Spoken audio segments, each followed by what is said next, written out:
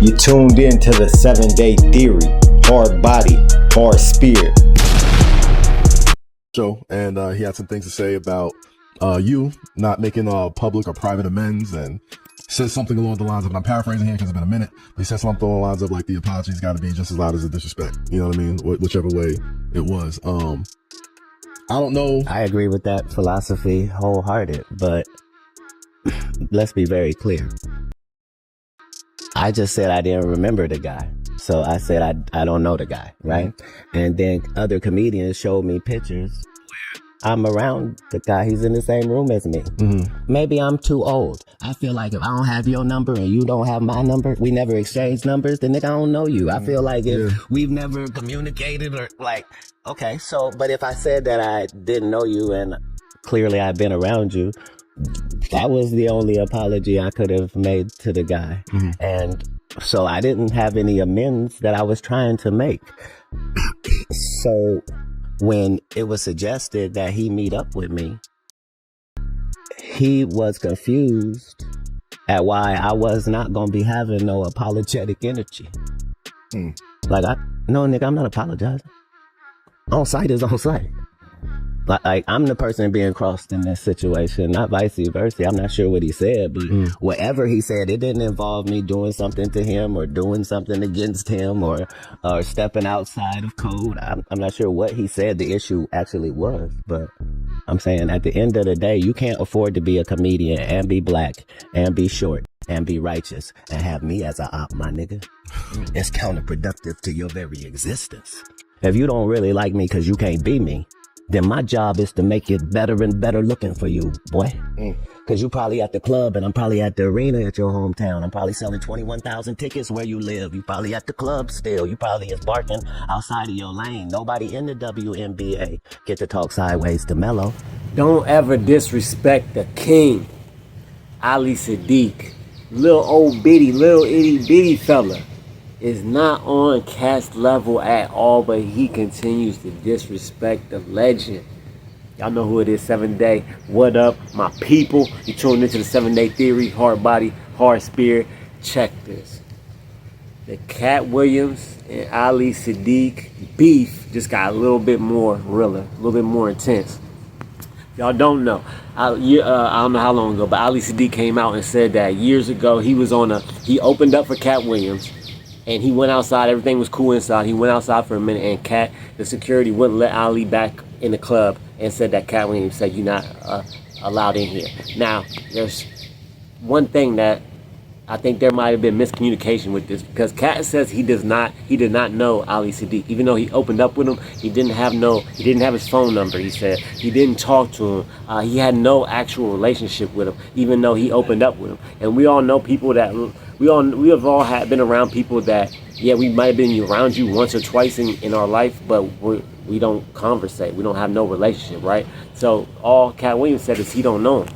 And the part of the story, and Ali Saddiq is the one that been bringing this up. Mind you, Katt Williams did a whole interview on Club Shay Shay where he brought up every comedian, dissed every comedian. He did not bring up Ali Saddiq in that, right? So he is not even trying to disrespect Ali Saddiq. Saddiq is really bringing this up and going at him for seemingly no reason. But in that story, in Ali Saddiq's story, he said that somebody said, or security said, that Katt said he wasn't allowed in there. He never heard that come from Katt Williams' mouth. He never heard that.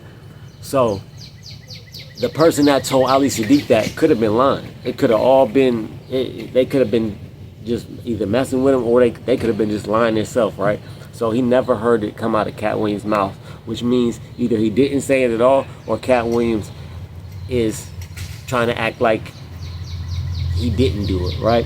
And I don't want to take Katt for being like that. If he's beefing with somebody, he'll let you know I'm beefing with you.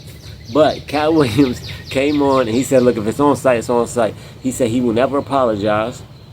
He ain't gonna apologize because he didn't do. All he said was he don't know you. And then people posted pictures of him and Saddiq like next to each other. But like I said, he opened up for him 2 nights. So that's only what two times out of his whole life that he was around this dude, probably. So yeah, he was around him in the same vicinity as him, did the same show, but he didn't have no working relationship with him. He did not have his phone number. He said nothing like that.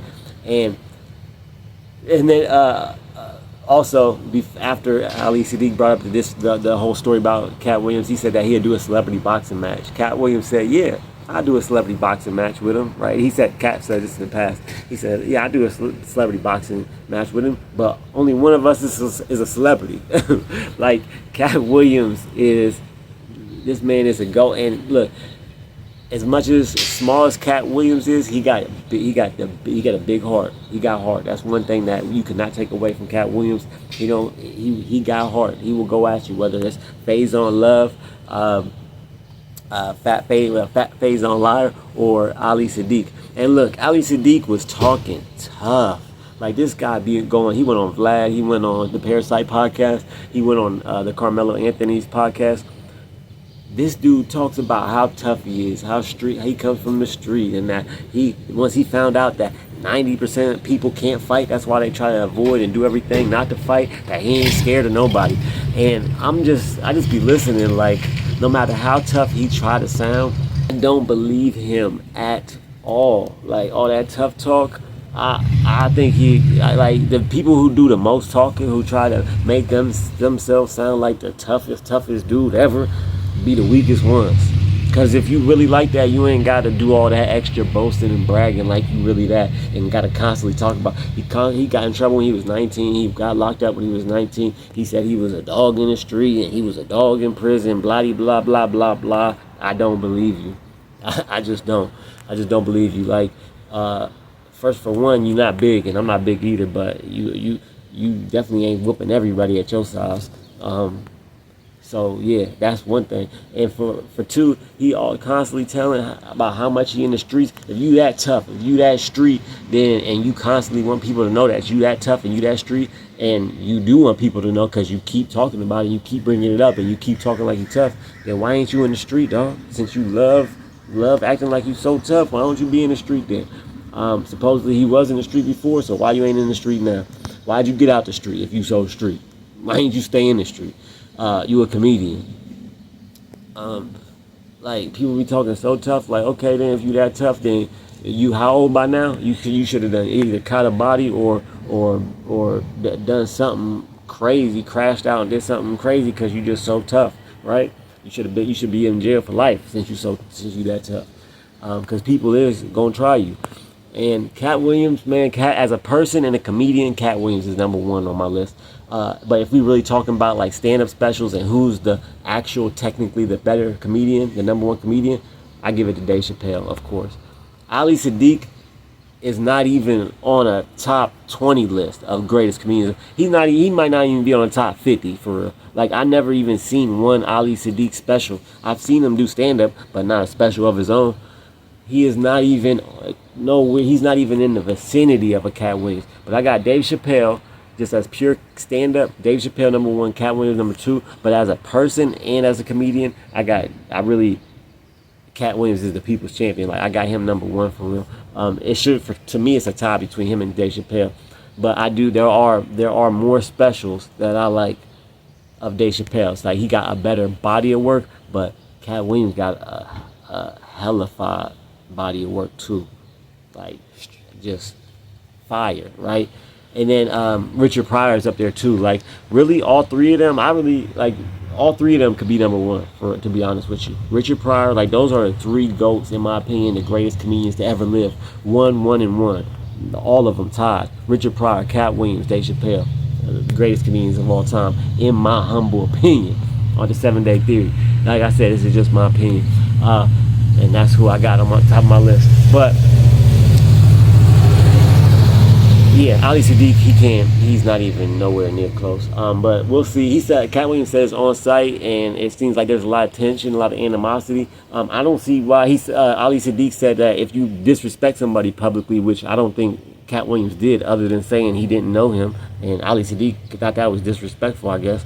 He said the apology got to be just as loud and just as public, which I agree with. Yeah, if you disrespect somebody and you in the entertainment business, yeah, you should apologize publicly. But he didn't disrespect him in the first place, so he ain't got nothing to apologize for.